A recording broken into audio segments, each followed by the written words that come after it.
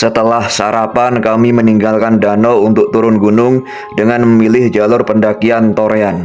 Jalur ini terletak antara dua punggung Gunung Rinjani, yaitu Bukit Sembalun dan Sangkaryang, di mana pada lembahnya terdapat panorama alam yang tidak biasa, layaknya New Zealand, seperti hutan pinus, savana luas, dan jurang yang dalam.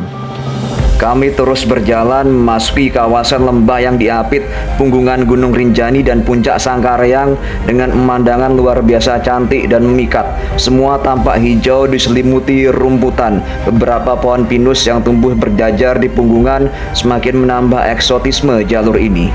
Sekitar 2 jam meninggalkan danau, kami pun tiba di bagian lembah jalur Torean, yang juga tempat pertemuan beberapa aliran anak sungai yang berhulu di Rinjani, seperti dari danau, air panas, dan beberapa anak sungai lainnya. Berapa kali kami harus melalui trail atau jalan setapak cukup curam dan terjal. Bahkan di antaranya ada yang harus melipir tebing tipis dengan jurang menganga dalam di sisi lainnya.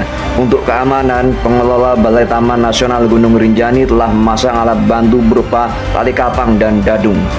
Nampak di kejauhan aliran sungai meliuk-liuk indah membelah lembah. Kami terus berjalan memasuki kawasan lembah yang diapit punggungan Gunung Rinjani, yaitu Bukit Sembalun dan Sangkaryang, dengan pemandangan luar biasa cantik dan memikat.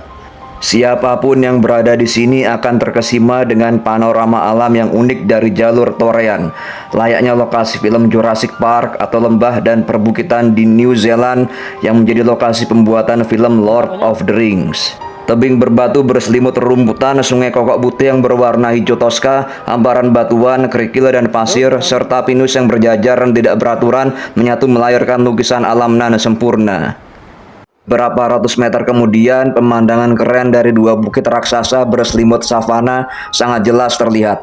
Jalur Torean berada tepat di antara keduanya. Persis seperti jalur pintu angin raksasa, kabut pun sering terbang cantik di lembah ini. Jalur setapak yang menyusuri pinggiran bukit lebarnya nggak seberapa. Sementara di sisi kanannya jurang. Keberadaan rumputan yang agak tinggi membuat kami merasa nyaman. Kabut mulai tebal dan sungai kokok putih nun jauh di bawah sana semakin tidak terlihat. Dengan berselimut kabut, kami tetap berjalan dengan sangat hati-hati. Memang tidak mudah untuk mendaki atau turun gunung lewat jalur Torean karena medannya sangat bervariasi. Jika lewat Sembalun akan melewati padang rumput yang luas dan hutan, begitu juga dengan Senaru, tetapi yang pasti jalur sudah tertata dengan baik dan jelas. Jalur Torean akan melewati hutan, pemandangan yang tertutup kabut tebal, pinggiran lereng, menyeberang sungai dan harus memanjat jalur batuan yang curam dan tebing menganga siap menerkam dari bawah. Jalur Torean memang tidak untuk pendaki yang tanggung atau main-main. Ketidakramahan medannya acap kali membuat nyali ciut, bahkan bisa menjadi penggabungan bukit penderitaan dan penyesalan. Butuh rencana yang matang, mental yang tangguh, dan kebaikan dari alam. Jalur yang jarang dilewati pendaki, walau sekali ada penduduk lokal yang hendak naik turun menuju Segara Anak, akan membuka jalur yang sudah tertutup semak belukar. Jalur Torean diapit oleh 3 puncak, yakni Sangkaryang, Rinjani, dan Wajah. Setelah setengah hari dicobai, saatnya menikmati bentang alam Gunung Rinjani yang eksotik. Tabir kabut sudah terbuka dan mata ini nanar melihat betapa cantiknya jalur pendakian ini. Mungkin saat itu kalau boleh berjingkrak-jingkrak senang, saya akan melakukan itu. Tetapi jalan setapak hanya selebar sepatu, selebihnya adalah tebing. Jalur jurang demi jurang terlewati sampailah di satu titik spot indah air terjun Panimbungan. Satu spot inilah yang ditunggu-tunggu banyak pendaki yang sengaja memilih jalur via Torean. Air terjun dengan pesonanya yang indah, tepat di bawah tebing Bukit Bawah Pelawangan memberikan nafas dan semangat para pendaki kami yang tampak lelah. Keindahannya membuat siapa saja terpaku menganga. Air terjun dengan ketinggian lebih dari 100 meter ini berada di antara tebing-tebing batu dengan curukan yang dalam, serta puncak-puncak bukit.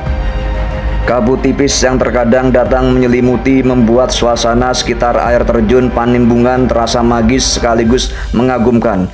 Ketika meninggalkan air terjun Panimbunan, pendaki masih disuguhi jalur naik turun yang cukup curam.